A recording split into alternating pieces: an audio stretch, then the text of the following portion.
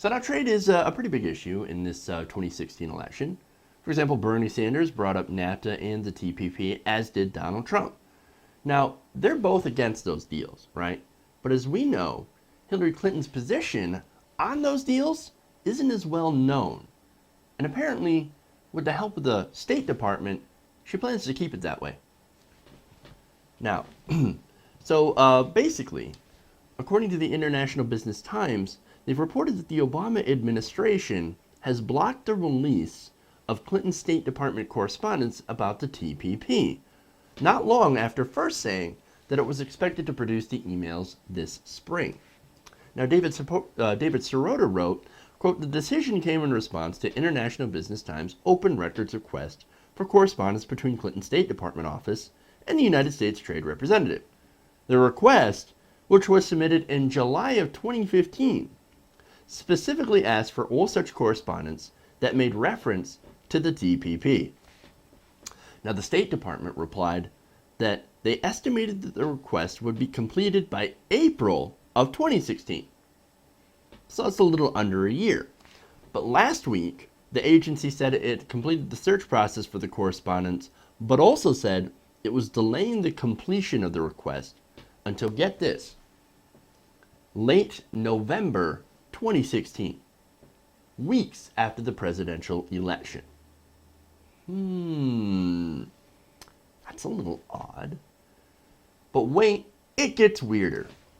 The delay was also issued in the same week that the Obama administration filed a court motion to try to kill a lawsuit aimed at forcing the federal government to more quickly comply with open records requests for Clinton-era State Department documents. Wait a minute, I thought the Obama administration was supposed to be the most transparent administration in history. Well, I guess not, or at least it comes. I guess it comes to the speed, right, of when they release this information. We'll become transparent, but not in an election year. Great. Now, the article continues. If International Business Times open records request is fulfilled on the last day of November, as the State Department now estimates, it will have taken 489 days for the request to be fulfilled. According to Justice Department statistics, the average wait time for a State Department request is 111 days on a simple request, the longest of any federal agency the department's report analyzed. The requests classified as complex by the State Department can take years. So much for getting information. That's the whole point of a FOIA request, is actually to get the information. But they sit there and drag their feet. Yeah, we're going to take forever to get you these documents in the hopes that maybe you'll probably just give up. Never mind. Yeah, we've got your documents almost ready. Documents? What documents? The documents you ordered 3 years ago. Oh. Amazing, right? Now, earlier this year, the State Department's Inspector General actually came out against the agency, their handling of open records requests for documents from the Office of the Secretary. Searches of emails, he said, quote, do not consistently meet statutory and regulatory requirements for completeness and rarely meet requirements for timeliness. No kidding. Last year, a GAO office report also found that the agencies that it surveyed, there was not political interference in responding to open records requests. However, last month, a conservative group filed a lawsuit alleging that an Obama administration directive had deliberately slowed the response to open records requests that deal with politically sensitive material.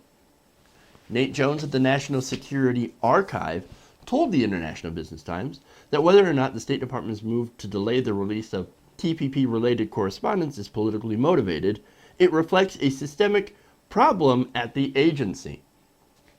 Quote, in my opinion, it is more incompetence than maliciousness, but either way, it is a gross error by FOIA processors to not get these documents out before the election, said Jones. Their inefficiency is doing great harm to the democratic process. I couldn't agree more with this. Look, her stance on the TPP And the amount of pushing that she might have done for that deal, it matters. It should be open for voters. I mean, look, this trade deal is NAFTA on steroids.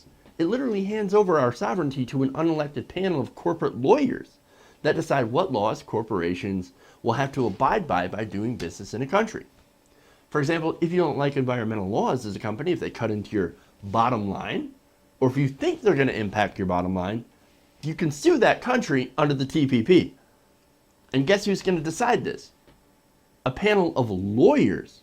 Lawyers often retained by the corporation. That's who's going to judge in that case. That's a disaster and a major giveaway to the corporations. Look, and we deserve how much of a role the Democratic nominee had in shaping this god-awful trade agreement before people go out and vote for someone who could very well push through this deal and hand over massive amounts of power to the corporations.